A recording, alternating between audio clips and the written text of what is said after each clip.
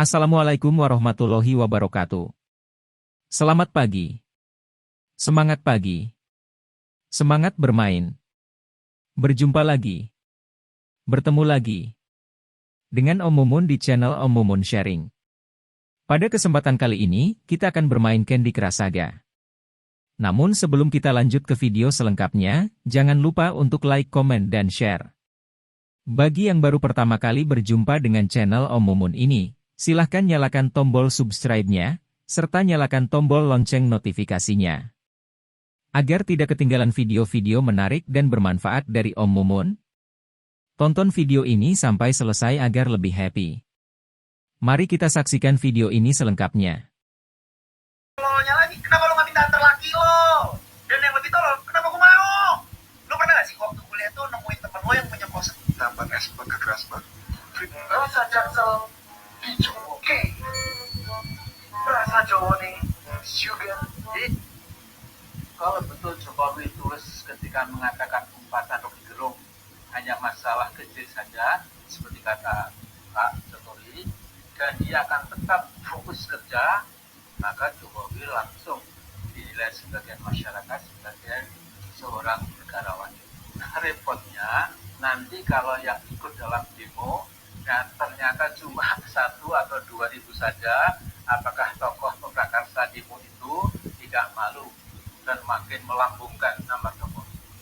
Maka jelas sekali pasti ada sponsor yang mengeluarkan miliaran rupiah untuk aksi massa bayaran. Kalau betul Jokowi tulis ketika mengatakan umpatan Rocky Gerung hanya masalah kecil saja, seperti kata Pak Jokowi, dan dia akan tetap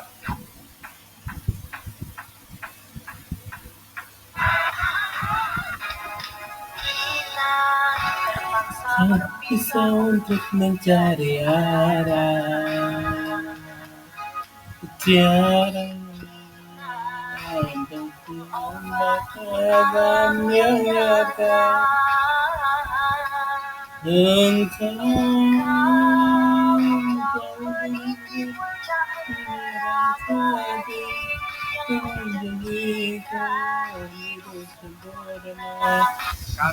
Padahal pada saat itu Marsya ini masih dalam kondisi hidup loh, dia masih di rumah sakit dan kata dokter pun kesehatannya juga sudah kembali. Kenapa mamanya pula yang malah pesan peti mati ya kan? Dan nggak cuma itu aja, ketika Angel ini masuk ke ruangannya Marsya, Angel ini tiba-tiba membereskan semua buket bunga yang sebelumnya dikirimkan oleh keluarga dan juga kerabat yang datang menjenguk si Marsya. Bahkan sampai kartu-kartu ucapan yang bertuliskan Get Well Marsya gitu dibuang sama dia. Nengok ini suster yang berjaga di situ nanya, ibu kenapa ibu buang semua kartu ucapan sama bunga-bunga nih bu? Ya buat apa disimpan, orang Marsya nggak akan membutuhkan ini lagi kok. Akhirnya gitu. Nah, di sisi lain dokter kan masih terus nih berusaha untuk mengobati Marsya kan. Tapi ternyata secara mengejutkan kondisi Marsya semakin menurun. Padahal makin membaik nih, dokter optimis dia pasti bakal sembuh. Kenapa tiba-tiba menurun lagi? Ya akhirnya apa pada bulan April tahun 1958, apa yang disampaikan oleh Angel tadi betul-betul terjadi. Marsya yang baru saja berusia 9 tahun ini akhirnya meninggal dunia dengan penyebab yang sama juga, penyebab yang tidak diketahui. Nah, meninggalnya Marsya langsung membuat semua orang, ya tidak ada yang enggak dong, semua orang semakin mencurigai Angel. Mereka heran kok bisa keluarga dekat Angel ini meninggal dalam rentang waktu beberapa tahun aja. Ini udah 4 orang loh yang meninggal, Ben, Dadi, Julia, sama si Marsya. Suaminya, ibu mertuanya, anaknya. Dan yang janggalnya lagi apa, mereka ini semua meninggal mendadak dengan penyebab yang tidak diketahui secara pasti. Dan selain itu juga mereka notice nih, kalau selama pemakaman itu ternyata Angel tidak menunjukkan emosi apa-apa. Dia nggak sedih, dia nggak nangis, biasa aja. Anaknya loh ini, dan kecurigaan tersebut pastinya langsung dirasakan oleh pihak berwenang lah ya kan. Akhirnya apa, karena mereka sudah merasa kejadian ini sangat janggal, pihak berwenang pun memutuskan untuk mengotopsi Marsya. Tapi untuk waktu pelaksanaan otopsinya aku kurang tahu ya, entah sebelum dimakamkan atau sesudah dimakamkan. Yang jelas pada saat itu pihak berwenang tidak menunggu persetujuan si Angel lagi. Mereka langsung memutuskan untuk udah otopsi aja. Tapi setelah otopsi ini dilakukan, anehnya mereka tetap tidak menemukan apa-apa. Alhasil apa? Lagi-lagi penyebab kematian Marsya pun tetap menjadi misteri. Untuk waktu yang cukup lama, segala kejanggalan ini pun terus menjadi misteri yang Ini, orang tuanya tidak pernah menjenguknya, bahkan istrinya yang baru menikah setahun dengan pun tak pernah menjenguknya. 65, tinggi badan 160. Kakaknya antusias yang 32-nya aja kan Hitler ya. Memang Nasaruddin Umar ini punya kontribusi penting ke PDIP gitu ya. Dianggap sebagai orang yang, kan kalau kita melihat statement-statementnya Pak Nasar dulu, sering memberikan pembelaan-pembelaan ke PDIP. Ke Mbak Mega kalau tidak salah ya, semoga saya tidak salah. Orang yang berani pasang badan ketika Mbak Megawati itu diserang, ketika kemudian PDIP juga sering dikritik oleh kelompok-kelompok yang selama ini memang berseberangan dengan mereka. Mungkin juga itu, tapi yang jelas bagi saya persoalan terbesar dari Profesor Dr. Nasaruddin Umar itu soal popularitas dan elektabilitas saja ya. Faktor kesolehan, faktor keagamaan, faktor kompetensi, pendidikannya bagus dan mantap, saya kira tidak akan dapat. Orang NU santun sekali itu dalam, wah kalau ngomong itu ya, pokoknya hanyut ya. Saking santun ya, hampir banyak pejabat ya DPR ataupun eksekutif ketika menikahkan anaknya itu sering sekali yang diminta untuk nasihat-nasihat nikah itu adalah dari Pak Nasaruddin. Pak Nasaruddin itu betul. Karena jangan sampai si penasehat ini ya kan menasihatin orang nikah, besok dia nikah lagi. Kalau Pak Nasaruddin kayaknya nggak mungkin gitu ya. Sebenarnya kalau bicara rata-rata umum, Nasaruddin Umar itu paket komplit, Pak. Orang NU penting, penetrasinya kuat, mewakili non-Jawa, ya, soleh, paham agama. Jadi kalau mau nyerang-nyerang Ganjar Pranowo ada Nasaruddin Umar. Iya, memang Nasaruddin Umar ini punya kontribusi penting. Ngomong bareng coba. Ini di Wararti harganya kita juga lagi diskon ke Besti. Salah satu celana kargo panjang harganya kita juga lagi diskon.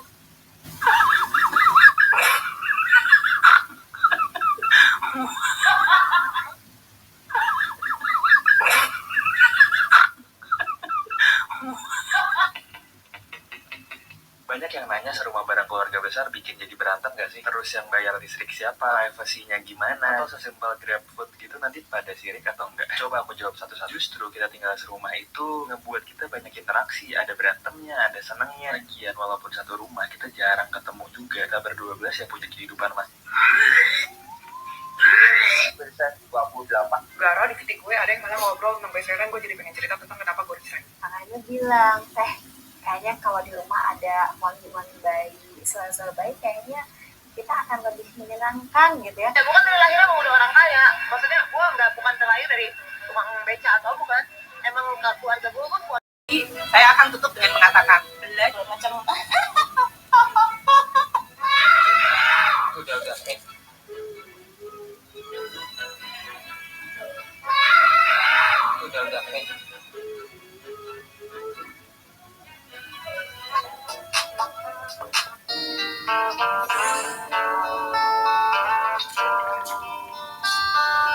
والنور يهدي الهادي أولياء وبالأسر النور المرسلين لواء تلقى من الغيب.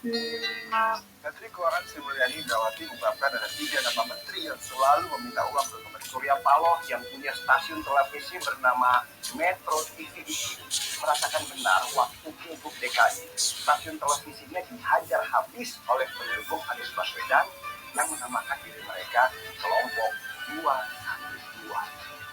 Metro TV diplesetkan jadi Metro TV dan reporter-reporter Metro TV intimidasi di lapangan karena dianggap berseberangan. Saya Jangan memarahi anak di malam hari. Loh, tapi saya baru pulang kerja malam hari. Saya baru sampai rumah malam. Ya udah, kalau gitu tahan dulu. Cari waktu lain aja. Sang suami keesokan harinya, Eis dan anak-anaknya pun mendobraklah kamar itu. Dan ternyata mereka mendapati Kang Badar sudah tertidur di atas sajadah dalam keadaan tidak bernyawa. Nah, dari sanalah mereka langsung melakukan upacara pemakaman sebagaimana mestinya. Semua orang sudah menganggap Kang Badar ini meninggal karena apa? Serangan jantung. Banyak yang jadi saksi waktu itu karena banyak juga yang mengantarkan jenazahnya Kang Badar ini menuju ke liang lahat. Acara tahlilan pun dihadiri banyak tetangga. Mereka banyak menyumbang untuk keluarganya Kang Badar. Mereka juga merasa iba melihat Eis yang kelimpungan atas kepergiannya Kang Badar yang begitu mendadak ini ya kan. Kenapa kok iya Kang Badar meninggal? Nah, ini terjadi. Munculnya Kang Badar di tengah kegelapan itu terjadi di hari ke-7. Nah, pada saat itulah mereka menganggap itu adalah hantunya Kang Badar. Sampai akhirnya mereka semua diyakinkan oleh pembongkaran makam dari Kang Badar kan. Hal ini betul-betul di luar nalar, Wan. Tapi betulan terjadi, kata Teresa. Dan gak cuma Alisa saja, Kang Badar juga menceritakan peristiwa yang dia alami. Dan dia sangat paham kenapa ini bisa terjadi, Wan. Sebelumnya semuanya cuma mitos-mitos saja hingga Kang Badar benar-benar mengalaminya sendiri. Kang Badar dan Elis sudah memprediksi hal ini, Wak. Saat sadar tak mungkin ada seseorang yang tak dikenal serta-merta memberinya uang dalam jumlah yang sangat tidak wajar tanpa sebab. Nah, menurut kisahnya, Wak, uang itu, uang yang didapat yang 200.000 itu adalah uang pengganti tumbal bagi seseorang yang akan ditinggalkan. Nah, orang-orang yang bersekutu dengan setan ini akan mencari segala cara untuk menumbalkan orang lain agar keluarganya ini aman, tidak dijadikan tumbal atas kejayaan dan kekayaan yang dia peroleh. Biasanya mereka akan mencari orang-orang yang bersuka cita menikmati kekayaan. Dan dalam hal ini Kang Badar yang terkena apesnya, Wak. Dia begitu bahagia kali menerima rezeki nomplok tanpa tahu resikonya. Nah, beruntung Kang Badar sama Eis adalah orang-orang Muslim yang sangat taat. Mereka percaya akan ada Tuhan yang menolong mereka seburuk apapun hal yang terjadi kepada mereka. Dan pada saat itu sebenarnya Kang Badar ini hanya merasa pasrah dan juga ikhlas aja. Tentang kakek beliau yaitu Kang Badar. Terima kasih banyak dari. Ada beberapa masakan yang aku baru pelajarin cara masaknya setelah menikah. Salah satunya mengetokol. Jadi suamiku orang juga. Kenapa konveksi sekarang jualan langsung di TikTok? Ini ternyata masalahnya salah satunya ya. Mereka dari perbincangan yang saya rangkum tadi di grup, mereka bilang begini, Bu, kami ini akhirnya jualan langsung ke TikTok. Ini adalah korban dari grosir-grosir di pusat grosir itu, pos-pos itu, tidak mengambil barang yang mereka order. Sementara kami punya utang banyak untuk suplai bahan. Nah, kok bisa terjadi seperti itu? Inilah rantainya, rantai mengerikan ya. Perbuatan satu orang atau sekelompok orang ini mengakibatkan seperti kartu domino. Itu efeknya kemana-mana. Ternyata Bapak Ibu, waktu zaman COVID kan itu biasanya normal-normalnya itu bos-bos di pusat grosir itu udah biasa kan kasih orderan ke konveksi ya. Nah, konveksi juga untuk merespon orderan bos-bos pusat tersebut, mereka nyetok apa? Salah satunya bahan, ya kan? Aksesoris, ya gitu. Kira-kira kita bicara pasti ya. Nah, pendek cerita, mereka tentu ini udah berjalan cukup sesuai banget.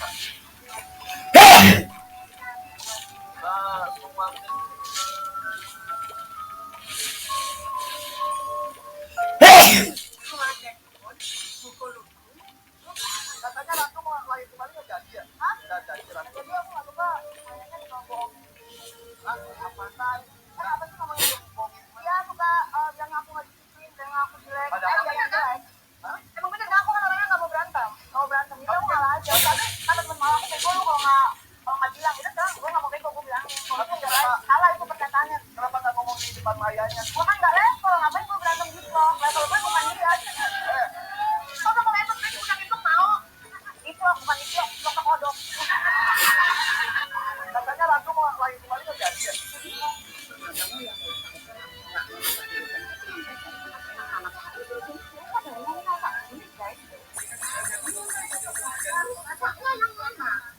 Aku pengen tahu. 5 juta. 5 juta. 5 juta 500. Jadi sekian. Astagfirullah.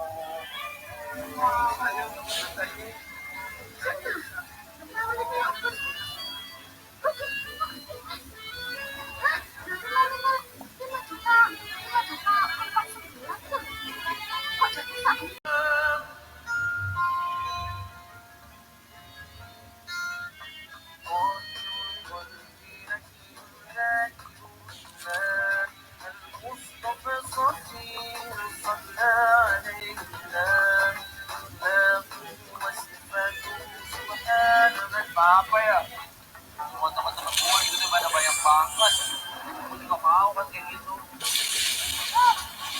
Gue juga kali pengen punya uang banyak. Hai guys, buat kalian yang mau lihat foto aku sebelum aku ke Jepang waktu aku kerja di Medan, di sini tuh ada ya guys. Ini nih foto aku sebelum berangkat ke Jepang. Aku itu cuma tamatan SMA karena waktu itu ekonomi kami tuh nggak memungkinkan untuk aku kuliah. Nah di 2012 itu aku tamat sekolah SMA langsung kerja di sebuah pabrik di Delhi Tua. Kerjanya itu dari 2012 sampai 2017, sekitar 5 tahun. Setelah itu di 2017 sampai 2018 sekitar 1 tahun aku itu pelatihan pendidikan untuk kerja ke Jepang. Dan di 2018 sampai 2021 aku kerja 3 tahun di Jepang. Tahun 2021 aku menikah dan di tahun 2022 aku dikaruniakan seorang putra namanya Jonathan Sinaga. Bapak Gio itu keturunan Jawa Batak, jadi waktu menikah sama aku itu dikasih marga Sinaga. Makanya anakku si Jonathan itu udah sah jadi marga Sinaga ya guys. Karena waktu itu ada yang komen kalau mau kasih marga sama anaknya ini dulu sama bapaknya. Jadi sebelum si Gio punya marga, udah bapaknya dulu yang punya marga.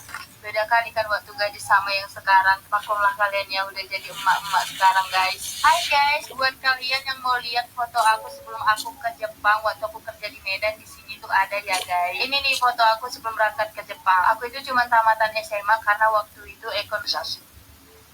Bayangkan Pak Kadi begitu saya baru masuk 4 hari jadi anggota kabinet. Itu kayak saya kena PT juga. Diminta oleh Pak Luhut untuk menyetop ekspor nikel. Tanpa ada surat keputusan. Tapi kemudian mampu kita merumuskan, mempromosikan, kita hentikan. Biji nikel. Dan waktu itu bakar nikel ekspor kita 2017-2018. Negara terkecil tapi punya militer paling kuat. Kok bisa? Ini dia negara Vatikan. Luas wilayahnya hanya 44 hektar. Bahkan penduduknya tidak lebih dari 1.000 jiwa. Bahkan untuk pengawalan PAUD, Vatikan memakai 3 jasa keamanan, yakni Garda Swiss, Ordo Militer Berdaulat Malta, dan juga Gendarmeri. Kecil-kecil begini tapi Si akan nih. Kali itu kira Ariel.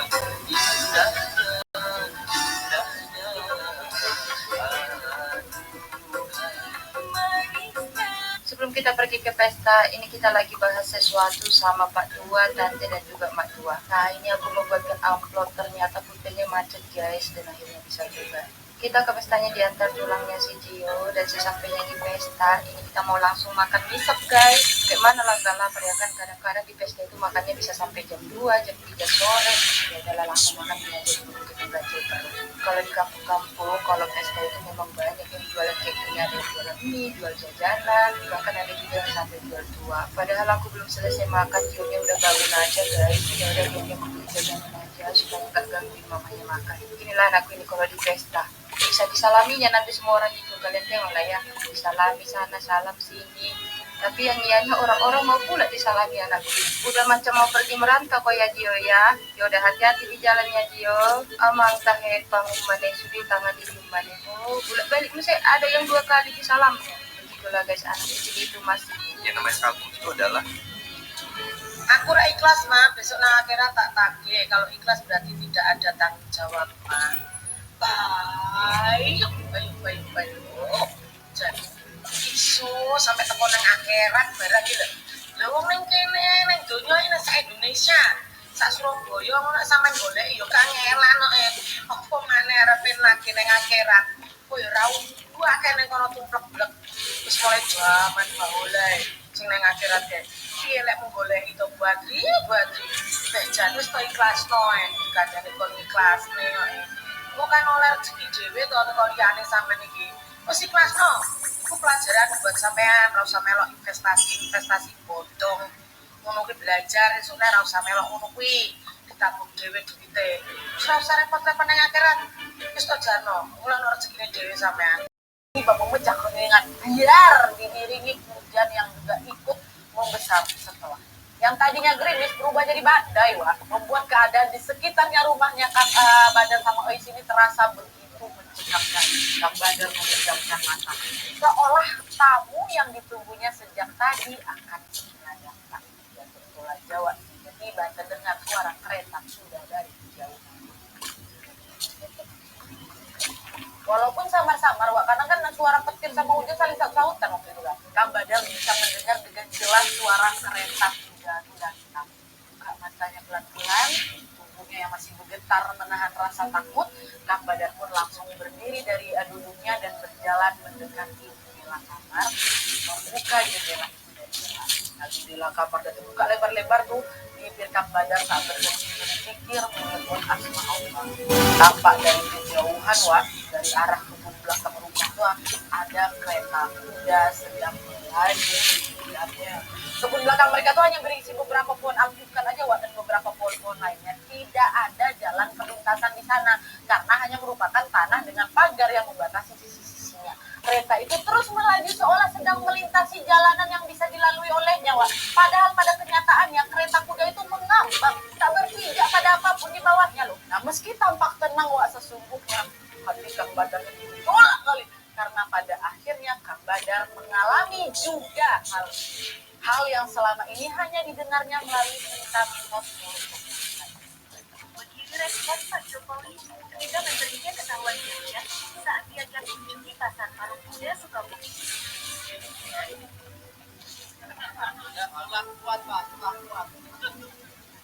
Begini respon Pak Jokowi ketika menterinya ketahuan jajan saat diajak kunjungi pasar Parung Kuda Sukabumi.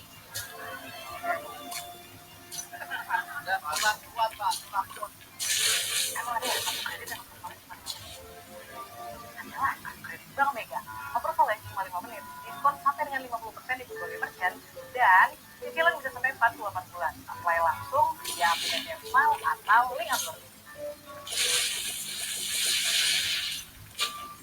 Hai guys, aku lagi di Lampung dan aku menemukan pohon goji berry. Ini guys, ini goji berry guys. Dan ini sudah dikasih izin sama pemiliknya untuk dicobain. Nah, goji berry ini biasanya dimasakkan Chinese soup yang merah-merah kecil-kecil. Kita cobain ya. Mainnya kurang rapi. Bisa pakai intel begini kok. Saya Lanjutannya, Pak.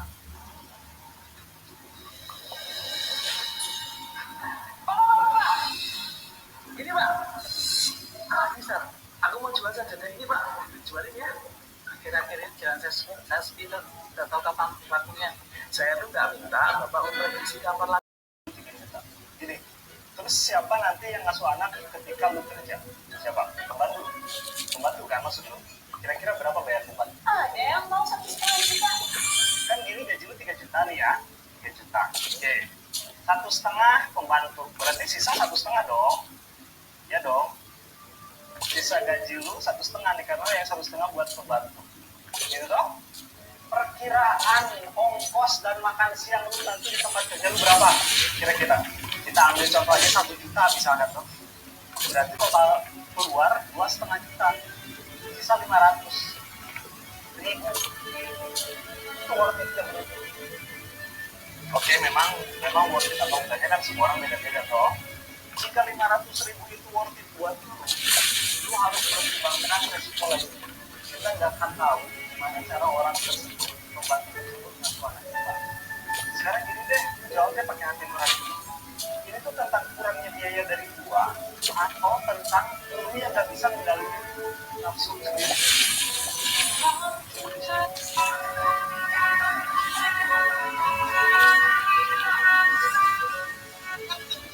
masa enek. Enek. Kan gawe to kulite putih kepe. Tidak kulit sampai putih blok. Jamaah profesional tanggal 29 September teko nang ulang tahunku nang Yoso.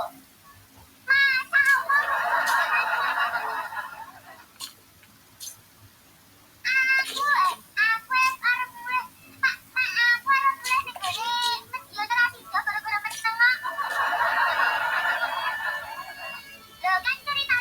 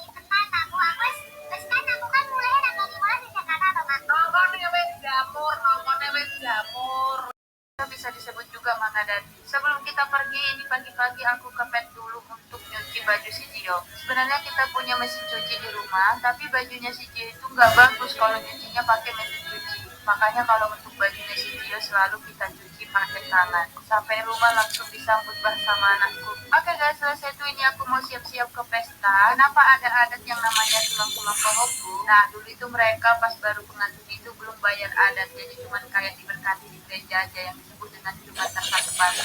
Ini tulangnya si Gio lagi bantuin bau benerin tempat jualannya. Ini nih guys, Namboru aku lagi jualan telur bulu. Kalau si Gio ini pembeli sedianya bau ini ya, karena selalu kita makan telur bulu anak ini guys. Baru aja kita sampai udah datang hujan, harus pakai payung lah. Untungnya bau ini pakai tenda ya, jadi kita bisa nongkrong di tempat jualannya bau ini. Di sini aku mau belajar goreng telur gulungnya, tapi anakku si Gio ini malah minta ikut juga guys, malah gangguin mama.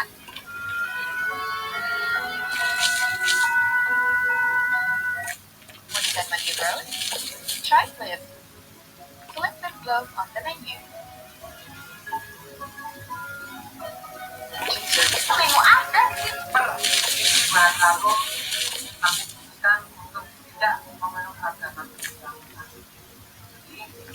Hai teman-teman sekalian, ini adalah Mbak Dian Pramestika, salah satu YouTuber sekaligus konten kreator TikTok yang telah mengambil keputusan keluar dari agama Islam untuk merawat anjing-anjing dunia. Keputusan beliau keluar dari agama Islam bukanlah keputusan yang mudah. Keputusan itu diambil karena beliau menghadapi hujatan yang begitu masif sehingga membuat mentalnya jatuh, dan akhirnya demi kebaikan sesama, beliau mundur dari agama Islam sehingga tidak ada lagi kontroversial tentang apa yang dia buat.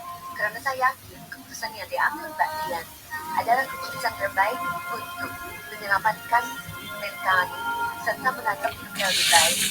Beliau adalah sosok yang berani menunjukkan kepada semua orang bahwa seorang transgender tidak selamanya berkonotasi gelap. Kesederhanaan dan kejujuran beliau harus kita hargai. Beberapa waktu lalu ada dua event yang menarik perhatian gue. Yang pertama itu acara pidatonya Anies di dalam acara Asosiasi Pemerintah Desa atau APDESI. Ya, inilah kepala desa yang hadir di sana. Dan pertemuan PDIP dengan Golkar dan PKB yang kabarnya akan segera bergabung dalam koalisi pendukung Ganjar Pranowo. Oke, kita bahas satu persatu ya. Gue mulai dari acaranya APDESI. Apa yang menarik dari acara ini? Kejadian yang menimpa Anies Baswedan keulang lagi waktu pas dia mau. Terima kasih telah menyaksikan video Om Mumun bermain Candy Crush Saga. Sekali lagi jangan lupa like, komen, dan subscribe-nya. Terima kasih dan sampai jumpa di next video. Wassalamualaikum warahmatullahi wabarakatuh.